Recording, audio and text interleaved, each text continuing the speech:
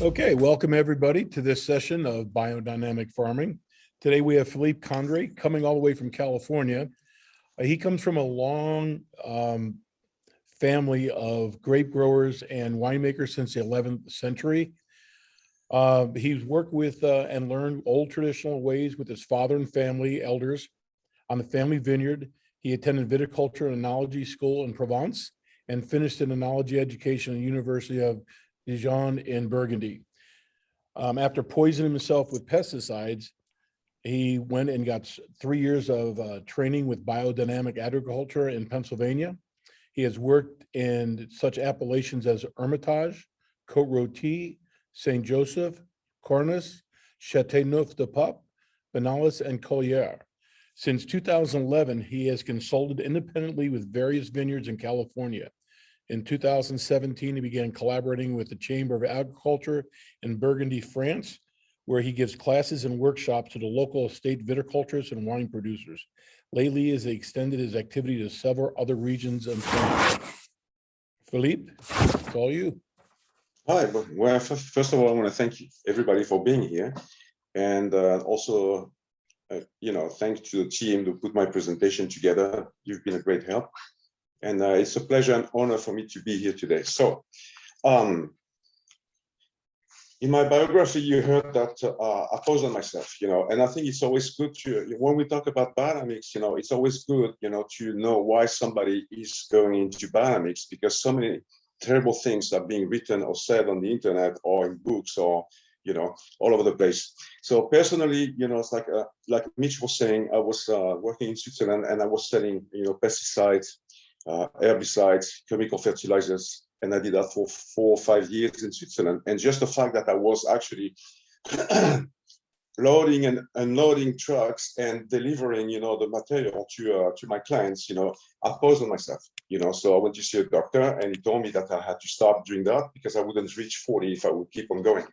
So back in the 80s, the examples of, we had terrible examples of organic, viticulture, so I decided to go into biodynamics because some friends of mine mentioned that name, several times with me.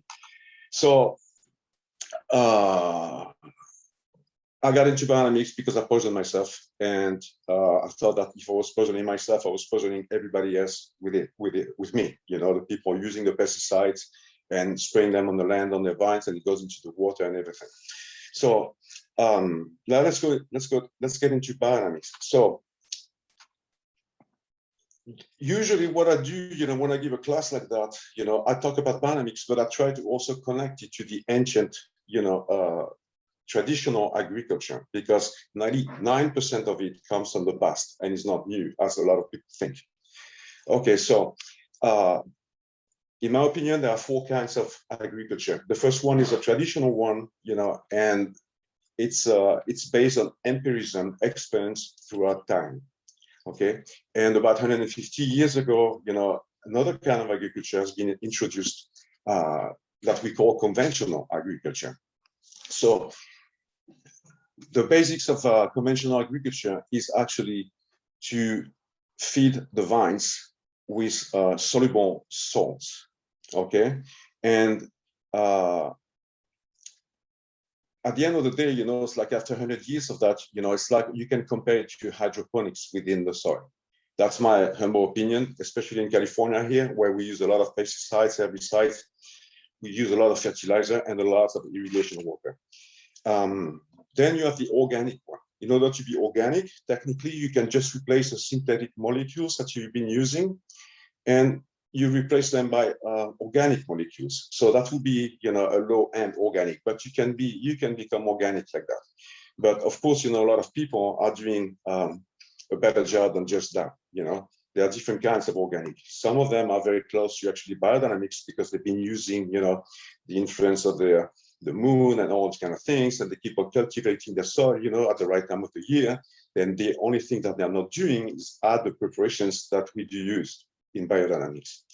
So now biodynamics, to me, biodynamics implies a very deep knowledge of nature and of the environment you live within, meaning your soil and your plants. how do they interact together, okay? And what we also do, is that usually when there is a problem arises, we don't treat the symptoms like we would do, with conventional agriculture, but we treat the cause. Why is that thing showing up? Why is that virus or why is it disease coming, showing up? There's always a reason for that. Okay, so now if we want to go deeper into agriculture, when I say working with nature, it's like well, hang on a second. First of all, I want to give my own definition of biodynamics. In biodynamics, what we do exactly, we get a deep knowledge of the environment we live within, and we have to identify natural processes. When I say natural processes, I can talk about, for instance, all the decomposition processes which are taking place under the surface of the soil during the winter. And later you got photosynthesis, and we amplify these, I would say, natural processes by working with rhythm or cosmic rhythm and with biodynamic preparations. So we're gonna go through all that right now. So the first cycle that we use, the first aster we work with, or the cosmic cycle we work with, everybody, when I say cosmic, usually people start, rolling their eyes and say, oh my God, that's it. But, we work with the sun. There's no other way, okay? So if you look at this picture here, you can see that in December, the cycle of the sun is 1 year long, okay? And it goes to its lowest point toward the earth, around December 22nd, and then it becomes ascending all the way to June 22nd, 23rd, depends on the year. And then it goes down again, slowly. You can see that outside, it's like days are shorter in winter, they're much longer in summer, and the sun is much stronger. And you can see at springtime, the vegetation is growing, pushing, and around September, August, September, October, depending on where you are, you harvest the fruits and the vines go slowly into dormancy. But it's very important to know that cycle, because usually when we say the vines are going into dormancy, we're talking about the top of the vines only and not what we don't see, meaning the roots. So springtime, summer, the top of the vines is active. And as we go into descending sun, the vines goes into dormancy and the soil comes out of dormancy, meaning that all the decomposition, transformation processes, taking place in the soil are taking place during winter. Okay, so it's very important because it's also the time when the roots grow. And that's something which has been, almost forgotten. I used to learn that at school, 40 years ago, but people don't learn that anymore. So it's very important to know when the roots are growing, when they stop growing, and when the vines are pushing and they go back into dormancy. So now we can go to the next slide. So here we with the moon, and we got the full new moon cycle. And then we all know that, so there's no mystery to that. So this is another cycle that we've been using in biodynamics. But let's go to the next one, please. Can we go to the next slide?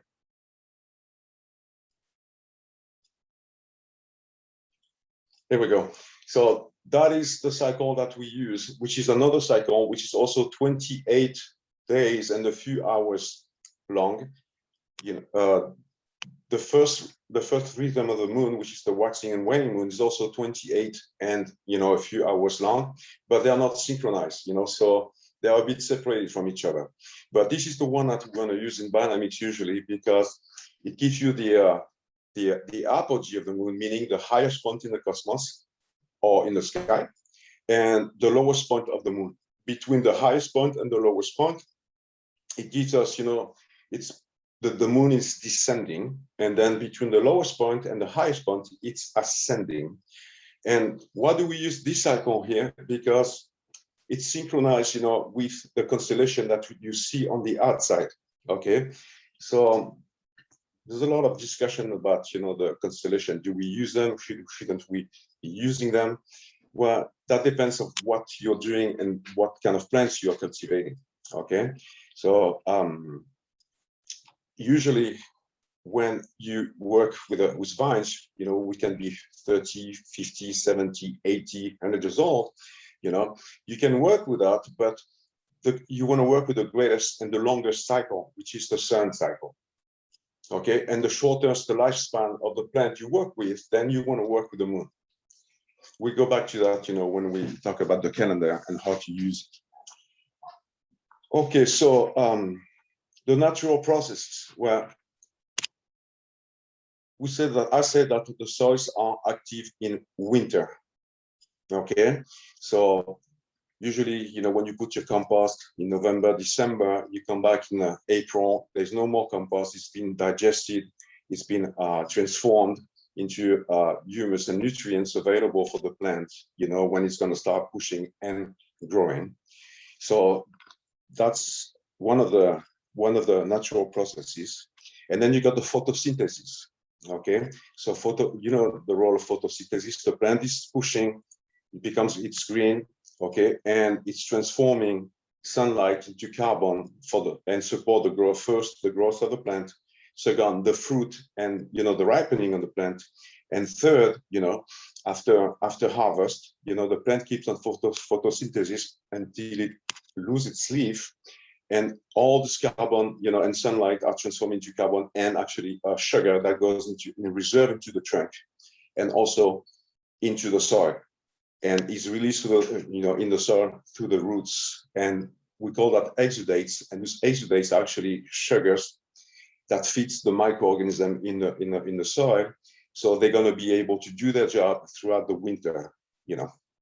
So I was also saying that those are, you know, a couple of examples of natural processes. You know, we can divide them in sub processes, but I don't think we have the time today, so I'm not gonna get into that. And I was saying that we do amplify natural processes, you know, with the preparations. So here you're looking at some horns, and this is what I took this picture, I think 2 years ago or last year. You know, I just filled up my car horns, and I was about to bury them into the soil in November on the vineyard. So what do we do when we do a 500? What is that preparation made for? So basically, it promotes root growth, and it brings, you know, tons of microorganisms to the soil. So I remember when I was taking my classes, you know, I was 35 years ago in Pennsylvania, I was asking my teachers, how do that, you know, promote root growth? Well, in order to grow, roots need microorganisms.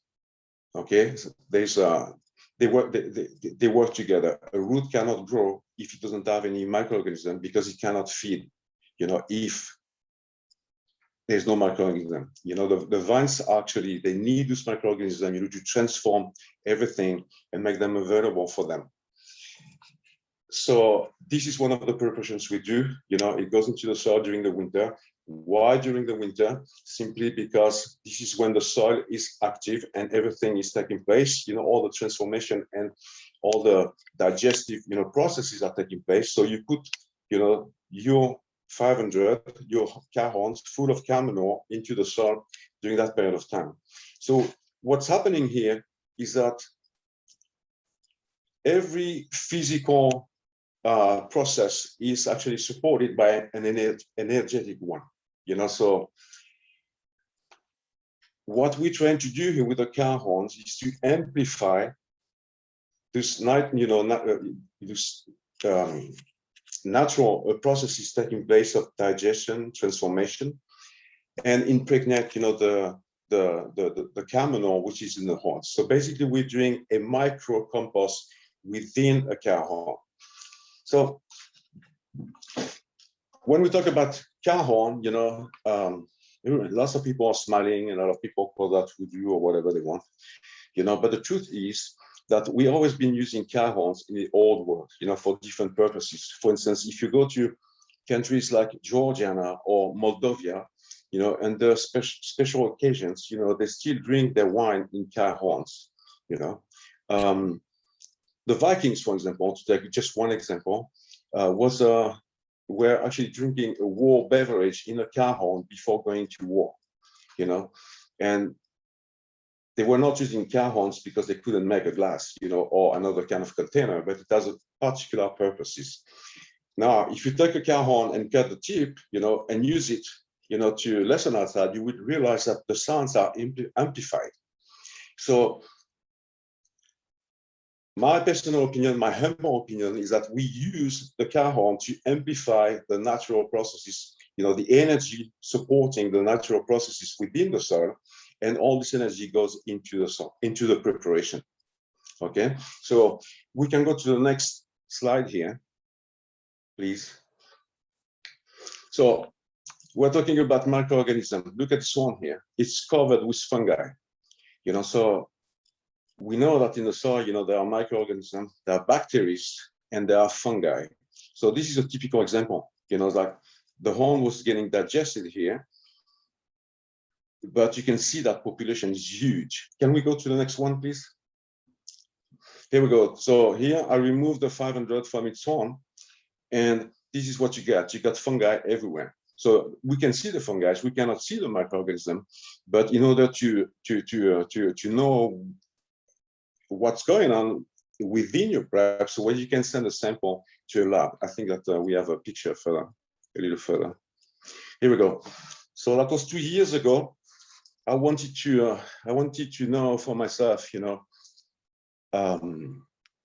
what was the population of microbes and fungi within my preparation. So I found this lab here in Sacramento, and I don't know if you can see on the slide, but they say that, you know, so this is preparation 500, you know, and they found 400 different kinds of species of microbes, microorganisms, bacteria, and fungi. So the count, you know, here I'm showing you only the front page of the report, but every grain of that 500 contain 5.8 billions of microorganisms. So you can see here that what we're doing within, you know, within the pit, you know, where we put our horns, we are kind of, I would say, breeding our own microorganism, the local ones, okay, not the one imported from anywhere, you know, but the one which are adapted to your land, to the composition of your land, and also to the climate. And through the dynamization and spraying, you know, we re-inoculate our soil with our own microorganism. Okay, I think we can go to the next. So here, this is another preparation which is called the BC, the barrel compost. And this is not one of the original preparations, you know, which has been given by Rudolf Steiner 100 years ago, but this one was created by a German lady. Her name is Maria Thun, and she's actually the one who put together the biodynamic calendar that we'll see later. And then she was really concerned, you know, after the war, when she started to do all those experimentations about biodynamics on gardens and plants and fruit trees. She was concerned by the fact that there was a lot of radioactive, you know, fallout, you know, in Europe, because France, England, and the USSR were testing, you know, nuclear bombs everywhere above the surface of the soil. So there was a lot of radioactivity going through the soil, and they realized that radioactivity was actually killing all those microorganisms. So she tried to find a preparation that could actually neutralize all this radioactivity. So here you're looking at caminol, which has been mixed with eggshells and basalt. Why eggshells? The eggshells, after, you know, it took her about 20-25 years to make this preparation, so there was a lot of research associated to it. She realized that in Europe, you know, all the soils, which has a lot of lime, for instance, you know, didn't have any radioactivity or very poor content of radioactivity. So she decided to bring some kind of lime, but a living kind of lime, not a dead one, like she was saying. I'm using her own words here, you know, which come from chickens, from the, you know, from the eggs, from the shells of the eggs, from chicken eggs. And we also put some basalt in it simply because she realized that the natural places which have lots of basalt don't have any radioactivity, or all the farms in Germany, in Austria, in Switzerland, that was fertilized with basalt, for generations, didn't have any, radioactivity. So I think you can go to the next one. Here we go. So the previous picture was when I fill up the barrel. And this is 3 months later when you open it up. So you can see that this is not Camino anymore, but it's very rich compost also. So what we do, we take some of this compost, we stir it, dynamize it in water, and we bring it to the soil also during the winter. So the studies that have been done in Germany have shown that this preparation here helps to actually neutralize any kind of pollution in your soil. Or so this has been used, to, I would say, to detox soils, And then you can see that this is a compost. So there are tons and tons of microorganisms. Also on this one, we can go to the next slide, please. And this is the same kind of analysis where you can read that, preparation barrel compost, 400 and different species of bacteria and fungi.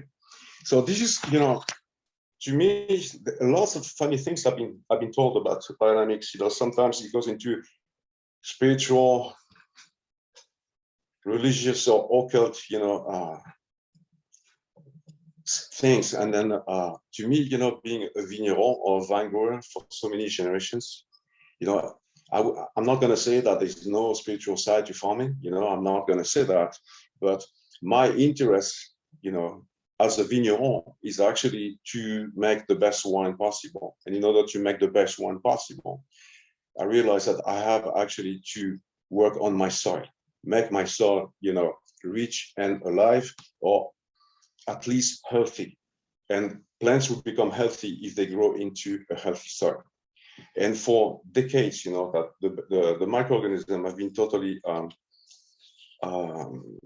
put on the side. No one wanted to talk about this kind of things. But the truth is that a healthy soil should have, about between 1 and 2, 3, 4, 5 billions of microorganisms per grain of soil. When in a conventional soil, we are down to 200 or 300 millions. So you want to say, oh, but that's fine, 200 or 300 millions of microorganisms per grain. This is a healthy soil. This is good. But the truth is, in order to be healthy and to work properly, your soil should have billions and not millions. It's a bit like, your guts here. If you don't have the microorganism that you need, in order to digest, well, you know what's going to happen. Digestion is not going to be complete, and then you might get into some trouble. So it's exactly the same thing. All right, so now we can go to the next. Here, so this is a video where we're doing the 501 preparation. So what is 501? 501 is made with quartz crystals that we are crushing into this in that piece of equipment here. And that's the first stage. And then there's the second stage on a different, here we go. So now we're grinding it super fine, between two pieces of glasses.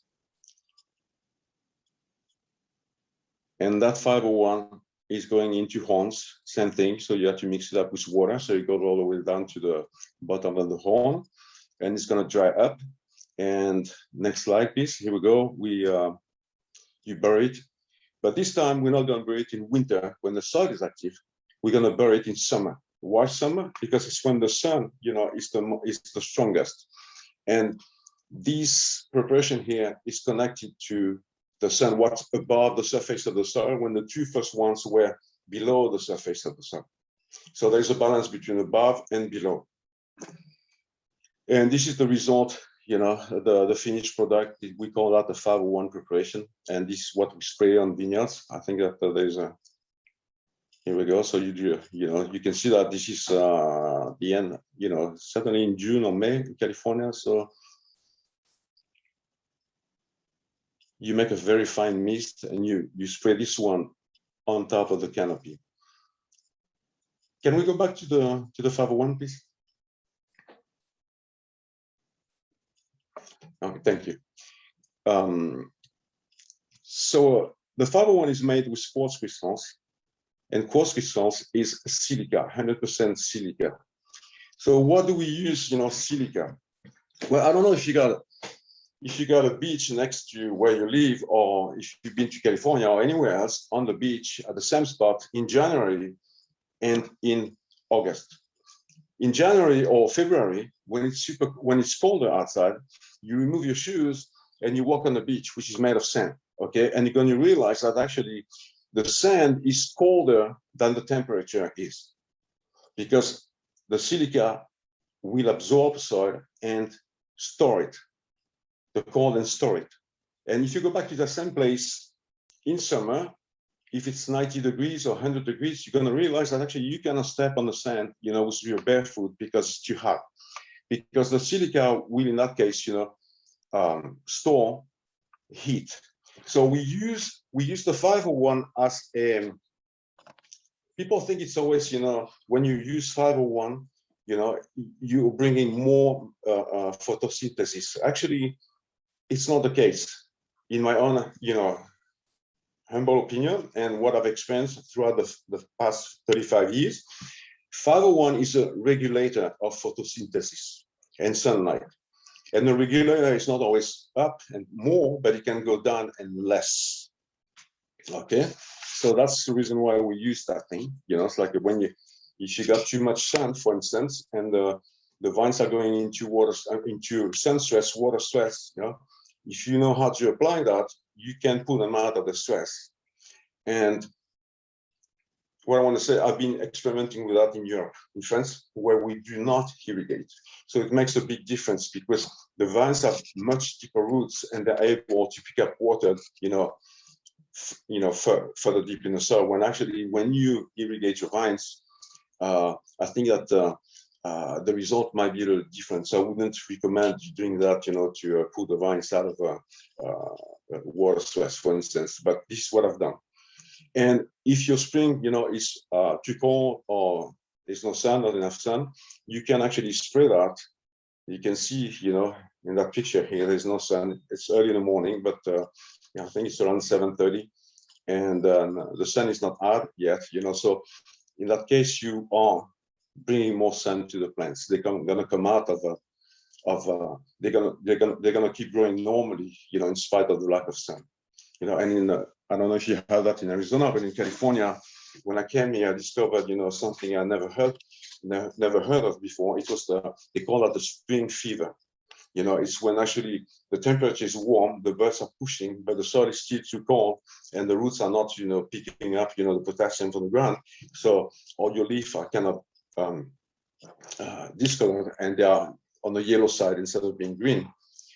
So they have been experimenting by spraying 501 during that time of the year, and you can see that after a couple of days, they are turning green slowly. So you bring more sun to the plant.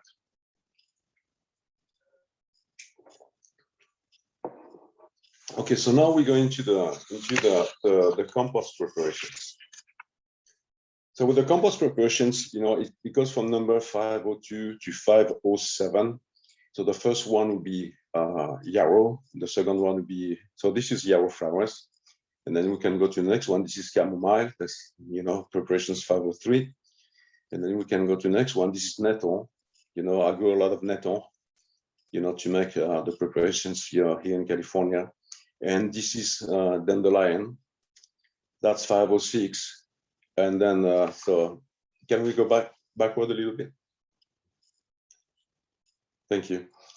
I've got two pictures missing. One is the oak bark preparation, 505, and I don't have the valerian with me. I'm in the presentation here, which is the 507.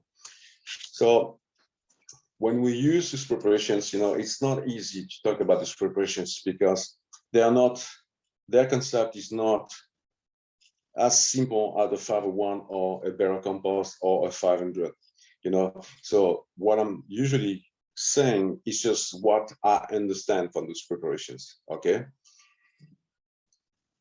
If you make some research, you realize that all those plants are actually medicinal plants, which has been used on animals and humans for centuries, and certainly even more than that in Europe. And they're all connected to your digestive system or elimination system, you know. So what we do with these plants, what I understand that we do with these plants is that actually, I think that you're looking at the compost pile right now, and we are introducing these medicinal plants inside the compost. So compost is actually something very important, you know, in traditional or biodynamic agriculture. It's been always done. The Romans were already composting and feeding the land, not the plants, but their land. If you look at the compost pile, you can look at it from being, you know, like compost being, for instance, you know, the food that you're going to bring to your topsoil. So now that we know that in the topsoil in winter, you got all this, you know, natural processes taking place, like transformation, digestion, you know, that's going to be turned into humus. The humus is going to be turned into nutrients for the plants. You realize that we are feeding, this is food for your soil. You know, that your topsoil is the digestive system of your land, and this is its food. So personally, you know, when I eat, you know, I want to eat the best ingredients possible. You know, so here, that compost pile is made with organic certified caramel. And I will introduce the preparations in it. Treat the compost with those medicinal plants. That means we are using the virtues of the plants, you know, to actually make the food better. You know, I'm sorry, this is a very simple concept here, but explanation, but this is what I understand, you know, after 30, 33, 34 years, you know, there are a lot of things I do not understand about these preparations. And so we introduced 502, 503, 504, 56 inside the compost. We dig a hole, we put, you know, a handful of preparations into that hole, and then we stir the valerian. Valerian is liquid, and we put it on top of the compost. So that's the thinking, you know, behind biodynamics and traditional agriculture, is that we do not feed the plants. We actually feed the soil, and the plants, they are smart enough to know to pick up exactly what they need from the soil. And actually, there is it's different than that.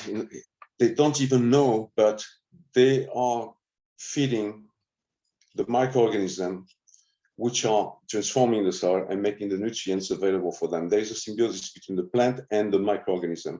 The microorganism working with the roots know exactly what the plants need. Okay, and then when you start, you know, using synthetic fertilizer, for instance, where we've been simplifying that to NPK and a few other, you know, nutrients, but we are feeding the plants through water and not letting the plant feed itself. Okay, that's very important. And the thing also is that those nutrients that we use in conventional agriculture are under the form of salts. So they make the plants more thirsty. Okay, and in order to balance that, where you have to open the valves and bring more irrigation water. And the difference between biodynamics and conventional is that the conventional vines will have, you know, deeper roots into the soil. So that means they can, you know, search for nutrients, transform the soil, and they can also search for water. When the conventional vines cannot do that, because you cannot maintain the roots under the emitter or in the, you know, the superficial layer of the soil. So when you do that, you know, it's like you've got a heat wave and you got your roots, you know, like 5, 6, 7, 8 inches below the surface of the soil. They're baking. It's very hard, you know. So can we go to the next, please? This is a compost. I took, you know, pictures on on the vineyard I work with in California. We've been recycling our pomace, and we chipped our old vines. You can see some chips in this picture on the next. And we've been making our own compost. We just, you know, added some organic amino in it. And then you can see that after about 3 weeks, you can see all those mushrooms growing everywhere. So now we can go to the next, please.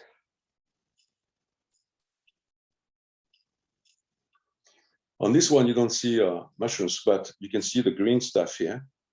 Actually, this is algae, which are decomposing the wood chip. That's their job, you know. And then we can go to the next one. And you can see different kinds of mushrooms, the little orange spots. And on the top left corner, you can see algae too. So there you can see that when we do a compost, we also using all those microorganisms which are everywhere in nature, and we're using the microorganisms which are under the compost pile on the soil, so that everything is being digested, transformed, you know, and all of these, you know, little things here have a role to play in nature. And as soon as you interfere with that, well, you're interfering with the whole process. So here we're having a very healthy compost. All right, so now this is the biodynamic calendar. So there's a lot of things being said about the biodynamic calendar. You know, some of the people have been working for a long time with biodynamics. You know, they pretend that this is the first time we have a calendar like that at our disposal. Well, if you look at it, you know, you got the days of the week, and then you got the moon in the constellation, the sun in the constellation, and you can see, for instance, you know, the green zone on top and the bottom. You know, this is the descending moon, so that's what they call the northern transplanting time. So that's when the moon is descending on that side of the Earth, and where there's nothing here, no color, you know, that will be the ascending moon, when the moon is actually descending on the other side of the Earth. If you look carefully, it tells you also, you know, the days, what constellation, you know, is active on what days, you know, and then we divided that into the 4 elements, which are, you know, earth and water and fire, and then that gives you, you know, the fire element is connected to the reproduction of the plants.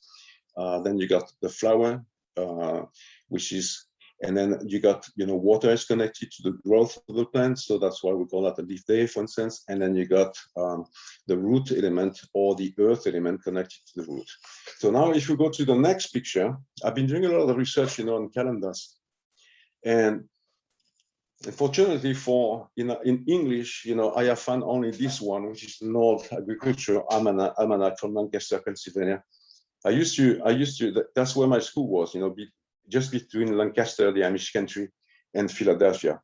But you can see that it's in 1876, so it's before, you know, the Steiner era. And if you look at the page, for instance, we're in April, so, you know, I scan the April page, well, you can see also all the moon places, you know, and it gives you the moon in front of the constellation. The same thing as the biodynamic calendar. What does that mean? That means that 150 years ago, well, there was a knowledge of the constellation and their influence on the soil, okay, or on the plants. Otherwise, they wouldn't be here, you know. And I've been buying, you know, several of these almanacs on eBay. They come from France, of course, you know. And then you can go back all the way to the French Revolution, having, you know, almanac like that gives you the place of the moon in front of the constellation. So the biodynamic calendar is not really new, you know. It's just that tells us that everything we've been brought, you know, that we call biodynamic agriculture, like feeding the soil with compost, like cultivating your soil at the right time of the year, like planting your vines at the right time of the year, you know, spreading your compost in the field at the right time of the year. All that comes from the past. It has nothing to do with biodynamics. Okay, and then if you go before the era of the almanac, well, you don't have any cathedrals here or churches. But if you go to Europe and you walk into a cathedral, for instance, where they got what we call the cosmic clock. Okay, so some are very beautiful. I mean, I don't have any pictures on that because I haven't seen one myself yet. But they are, you know, most of the time, every single cathedral or all church has, you know, a cosmic clock. And that was, you know, common knowledge that was available to everybody, because everybody, you know, back then had to go to mass, you know, especially in Europe, you know, with the Inquisition, there is no choice. And so that means that this knowledge of the constellation, the moon in front of the constellation, the descending, ascending, waxing, waiting, waning, that was known and used. It's been known and used, for a very long time. If you find, I don't know if you've been reading those books written by the Roman agronomist. Well, you can see that they talk about the influence of the moon, they talk about the influence of the season, they talk about the influence of everything, and they were already composting. So it's very important, because in biodynamics we claim that everything is new. Well, actually, no, farming is not new. Okay, what is new is the association of certain plants with certain, or carminol associated with a cow horn. But there's a logic between everything, behind everything. The cow horn was an amplifier. The soil is the digestive system of your land, and carminol is the food. So you associate them, and you have a super compost, or you're breeding your own microorganism, or so. I think we have forgotten throughout time, a lot of ancient knowledge, which are actually there. Okay, so can we go to the next one? Okay, so in biodynamics we stir water, and then we call that. We said that we dynamize water, and we put the preparations in it, whether it's 501 early in the morning or 500 later in the afternoon in winter, and we stir that for an hour, and then we spray that on the foliage or on the soil itself. That too, a lot of people think that this is just about people doing that, when actually the Romans were already dynamizing water, but all this knowledge is, almost gone. But if you go to countries like Italy or Spain or France, where the Romans have been for 2,200 years, you can find what we call the aqueduct, so they were transporting water from one place to another place, and usually a city. And sometimes they had to use, those bridges on top of which the water was running. Well, one thing that we don't know, but you can still see, is that the top of an aqueduct is not flat, okay? It has chambers, rectangular chambers, in which the water flows and does vortexes. And here we're doing vortexes. And what is a vortex actually? If you look, if you go in the hills, in the mountains, and you sit by a stream, you're going to see that water doesn't run straight, but it goes in between the rocks, or there's little waves everywhere, and there are vortexes everywhere. If you look at a big river from above, you can see that they don't go straight either. They go, with meanders like that, and there are a lot of vortexes within the meanders. So that's how water circulates and flows. And what we're doing here, by stirring into the barrel behind here or into a bucket like that, we're just imitating nature. And what do we do actually? We are restructuring water. Some scientists have demonstrated that when water sits somewhere, so here we're looking at a bigger dynamizer. So I'm showing you all the options, a bucket, a barrel, a dynamizer. I don't know if you can see it functioning on mine. It's not really functioning, but here we are having flow forms. It's another version of the stirring machine. It's also much cheaper. But sometimes, when you have, 100 acres to spray, you cannot do it by hand. Otherwise it takes, several days for one spray, and you can't really afford that. You don't really have the time. So here, this is a cheaper alternative. It's called a flow form. There are 3 pieces here. So we pump the water from the tap. It goes back on. It goes on top, and then we're gonna see inside the flow form. Here we go.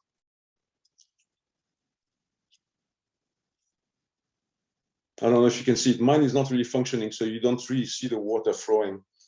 But water flows, and it goes from one flow form. It does a couple of vortexes, and there's chaos in between here, and a couple of vortexes, and it goes down. So when we do that, we are actually restructuring water. Water in nature should have an hexagonal structure. And when it sits in a pond, irrigation pond, for instance, in the sun, it does lose its structure. So here, this is the picture you saw before of the white tank and the small flow foam on top is a smaller and more compact version of the big one that you saw before. Oh, can we go backward, please? Okay. So when we talk about biodynamics, we talk about physical. There is a physical aspect of the preparations and what we do, but there's also an energetic one. So usually when you stir water like that and restructure it, you put the preparation in it, and the preparation is releasing its energy or its, and it's captured by the water. Okay, so if you want to look at the 501, for instance, we've been grinding, we use like 5, 6, 7, it depends. Me, I go all the way to 20, sometimes 20 grams per acre. So it's not much weight, but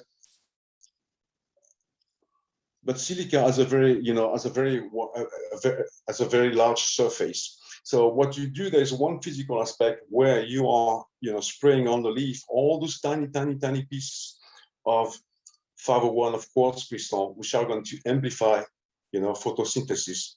And there's the other part, which is more like energetic, and with which you can, it's like a switch, I would say. You can actually regulate the photosynthesis more or less depending on when you use it and how you use it.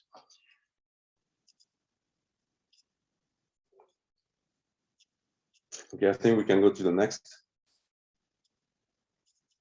So, it's like I've never seen vines like that before I came to California. And one farm we don't irrigate, so usually the roots are very deep into the ground. In conventional vineyards, they are not as deep, because by spraying all those chemicals, you are actually killing, the microorganism inside the soil. And when you don't have the right population of microorganisms, the roots cannot grow deep, deep into the soil, so they stay at the surface of the soil. Okay. But here, this is beyond everything. It's like we call that, J-rooted vine, meaning that it's been planted at the wrong time of the year. When it has actually long roots, and it's been, shot into the ground, and the roots are going back up, and you just put an emitter on top. So vines like that, you're going to tell me, okay, you got 2 examples, but I've seen, hundreds of examples. I'm not going to show you all those pictures because my presentation will last like 5 hours. But when you got these kind of things here, you can use biodynamics if you want, okay? Because you're gonna have a safe, I would say a healthier environment, but it won't have the effect you want on the vines and the quality of the wine, the end product, simply because there are no roots. The roots are not going deep. They're not exploring the soil. They're not transforming the soil. Okay, so you're going to end up having, very, I would say, fruity wines, but there will be no complexity, no depth to them, simply because there are no minerals, because the plants, we don't allow them to go deep into the soil and transform, the subsoil, the minerals, and suck them in and put them in the fruit. So what I also want to say before we go to the next pictures is that if you want to be a good biodynamic farmer or a good biodynamic vine grower, first you have to be a good vine grower. That means that we're going to look at these pictures now. There are mistakes that we shouldn't be doing. So first you got the J-rooted vines, and then I cut a few grafts on the vineyard when we received the vines, and I realized, you see, inside in the center of the graft is not well taken. This one is an omega. That's the only one you can find. If you buy your vines in the nurseries, you can see that the wood is already dry inside or rotting. So let's go to the next one. The sonar. This is field grafting. So you got the rootstock at the bottom, and then you got your vine here, your varietal, and it's been grafted. And this is what, a tie that we use, the white tie, the white tape, to keep the graft together and to protect them. So far there's nothing wrong with it, but let's go to the next picture. Once you remove it, that's what it gives you. So the grafting point is actually totally strangled. Okay, so let's go to the next one here. Here we go. So something that you see commonly, you can see, the rootstock down there, and then the grafting point and a gigantic vine on top. So here, for instance, it tells us that the rootstock might be adapted to the soil, but the rootstock is not adapted to the varietal. And this knowledge is also gone, and right now, I mean, these days, we don't react when you see that. So it has become almost normal. And I think there's another picture later. Here we go. So now we're going into pruning. You can see that the scuds are very flush, they're close to the buds, close to everything. And then once they dry, that wound here is going to dry, right? But it's not only the superficial layer of the wood which is going to dry, that's going to dry inside. Okay, same thing on the other one. And you can see there's something else here. You got a wire going through the spur position. And I think this is the last picture. But what I'm trying to say here with all those pictures is that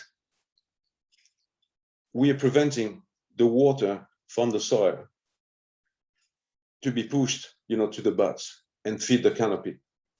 So whether it's, the desiccation cone, the dry wood within the spur position, or the wire stuck here, or this green tape that you can see here also on the picture, which usually are too tight. We're being told that they are biodegradable and that sometimes they're going to break. The truth is they don't really break. They stay on the vine for 20 years and they strangle them. And if we go backward, can we go a little backward?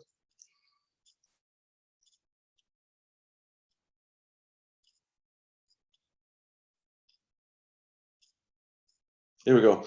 So here, it's like, think about that. Think about a fire truck, okay, with this hose here.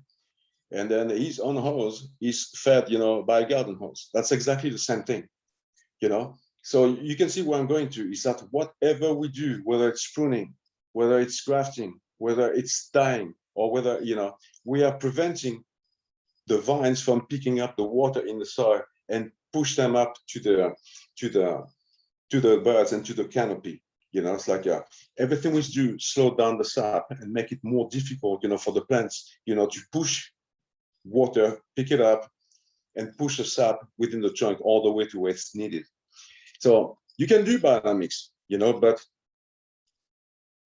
I mean, how are you guys going to react? If first of all they're germinated, and then you got a grafting point which is like that, a grafting union like that, and you prune, the way I just showed, and then so all the things are preventing the water from going to the roots, and that's the key to farming. One of the key to farming is that the water which is available in the soil should be available to the plant. So when you look at plants like that, most of these pictures have been taken on the same vineyard. You need to irrigate constantly, simply because the canopy, can show water stress when actually there is water in the soil, but the plants cannot pick them up and push them up. So you're blocking the sap. Okay, so that's why I wanted to go back to what I was saying. In order to be a good biodynamic, vine grower, you need to be a good vine grower, and you need to pay attention to all those details. And then I think that I don't know. Are we on time here? Are we good? Philippe, we do have a couple questions for you. Yeah. Okay, the first one from Timo is, how challenging would it be to implement biodynamic farming principles to Arizona vineyard? Does the desert terroir here in Arizona make it biodynamics practices more challenging than in France, for example? Well, first of all, when you talk to France, we got, billions of microclimates in France. I'm from Provence. Provence is like Sonoma County here. It's dry. Okay, we don't have any, we have a rain season in the winter and then it stops. That's it. If you go to Burgundy, it rains a lot in winter, but they got the rain springtime and summer too. So every single region is different. So now when it comes to Arizona, it's like while I was talking here within the past, 30 minutes or something like that, or 45 minutes, they are the general rules, okay? but you cannot take the rules from a vineyard up in Washington State and apply it to Arizona. It doesn't work. Okay, you have to look at every region as to be like an individual. Okay, I mean, Mitch and I, we're human beings, right? But we look the same. We're the same species, but we are different. Okay, and every single region is different, and every single vineyard within a region is different because you can have different kind of soil composition and a different local climate. So is it hard? Well, it's yes or no. It can be hard because I'm sure that it is hard to grow grapes in Arizona, much harder than it is in California, because you got a climate which is different than ours. With the rain season, that comes more like in summer and before harvest. So that means that no, we can do biodynamics. It can be, but you have to look at all the practices which are made on the vineyard and work with that. They have to be adapted to the local climate, cultivation, anything, planting the vines. If you plant a vine at the right season, for instance, in November, December, knowing that the soil is active, the roots are going to grow. When come, springtime, they're going to be able to pick up nutrients and water because they have already longer roots. If you plant them in April, it's going to be harder for them because the top's going to grow, but they don't have any roots. So they have to grow the top and the bottom at the same time, when actually the soil is going into dormancy and the roots are slowing down also. So you have to irrigate. But so it's a complex question, but I can say, yes, we can do biodynamics in Arizona, but we have to look at, every single vineyard as being an individual and adapt to that. But yes, it's doable. Okay. If you can grow vines in Arizona, then we can do biodynamics in Arizona. Yes. Okay, you understand what I'm saying? It's connected to the tradition of the past, so the Romans were growing vines and everything everywhere in Europe, so it's doable. Okay, Christine wants to know, how about things like compost tea or millepoo? Would those be just as effective at cow horns, and would they make it simpler to implement? Well, when do you spray your compost tea, for instance? When would you spray your compost? I mean, is the person here? Can you hear me? Yes, she can. Because the examples I have of compost tea, for instance, in California, I got two examples. First, they use it as an anti-mildew. So they spray that on the vines and they tell me, oh, it works. So there are two effects here. You got the fungi supposedly eating, the mildew, okay? And you got the nutrients going through the leaf and feeding the plant. Well, it proved that, everybody's saying, oh, it works super well, but actually, as soon as there's mildew pressure, it doesn't work anymore. And the second thing I've seen in California is that people inject compost tea through the fertigation. So they bring nutrients, usually, that would be more like, and bacteria under the surface of the soil, closer to the roots. So can it replace the 500? No, I don't think so. I don't think so because with 500, we're really working with the cycles. The soil is active, so you inoculate it with your own microorganism. And I have never used compost tea. Okay. Also, have you observed the silica preparation also acting as a natural pesticide like diatomaceous earth? I'm sorry, can you say that again? Okay, have you observed the silica preparation also acting as a natural pesticide like diatomaceous earth? No. Okay. That's right. The answer. Okay, if we have any other questions, we'll go ahead and take those at the round table. Philippe, we thank you very much for your presentation, and we look forward to seeing you at the round table and everybody else if you have questions. Sure, I'll be there. And I apologize, I'm a little late here on the schedule, Well, thank you very much. We appreciate it. Sure, that's